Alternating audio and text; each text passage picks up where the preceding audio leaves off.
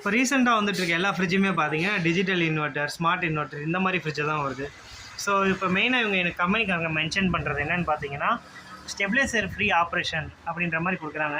100 வோல்ட்லேருந்து 300 volt வரைக்கும் இந்த fridge வந்து லோ வோல்டேஜ் வந்து வித்ஸ்டாண்ட் பண்ணி ரன் ஆயிரும், ப்ரொடெக்ஷன் இருக்குன்ற மாதிரி சொல்கிறாங்க.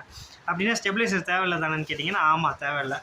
அப்படி மட்டும் சொல்ல மாட்டேன். ஸ்டெபிலைசர் உங்களுக்கு மஸ்ட்டுங்க, ரொம்ப மஸ்ட்டு. ஏன்னு கேளுங்க, ஏன்னா நார்மலாக உங்களுக்கு ஃபோனில் வந்து கார்னிங் கொரில்லா கிளாஸ், அந்த கிளாஸ் இந்த கிளாஸ்ன்னு கொடுத்தாலும் நம்ம டெம்பர் எதுக்கு போடுறோம்? ஒரு அடிஷ்னல் செக்யூரிட்டிக்கு தான். ஏன்னா இந்த போர்டு வந்து கண்டிப்பாக விஸ்டாண்ட் பண்ணும். இந்த போர்டால் கண்டிப்பாக லோ வோல்டேஜ், ஹை வோல்டேஜ் எல்லாமே தாங்கும். பட் இருந்தாலும் இன்கேஸ் ஏதோ இடி உழுது, இல்லை ஹை வோல்டேஜ் வருது, ஏன்னா இவங்க மென்ஷன் பண்ணிக்கிறது 300 வோல்ட் தான். நமக்கு இடி உழுவுது, இல்லை டிரான்ஸ்ஃபார்மர் ஷார்ட் சர்க்யூட் ஆகுது, 3 ஃபேஸோட லைன் ஒரே லைனில் வருது அப்படிங்கிற பட்சத்தில் மோர் தென் 400 வோல்ட் வந்துச்சுன்னா கண்டிப்பாக இந்த போர்டு டேமேஜ் ஆக வாய்ப்பு இருக்குது. ஓகேங்களா? அப்படிங்கும்போது நீங்கள் ஒரு ஸ்டெபிலைசர் போட்டிருந்தீங்கன்னா அதோட உங்களுக்கு பிரச்சனை நின்றும். ஸ்டெபிலைசர் தாண்டி வராது.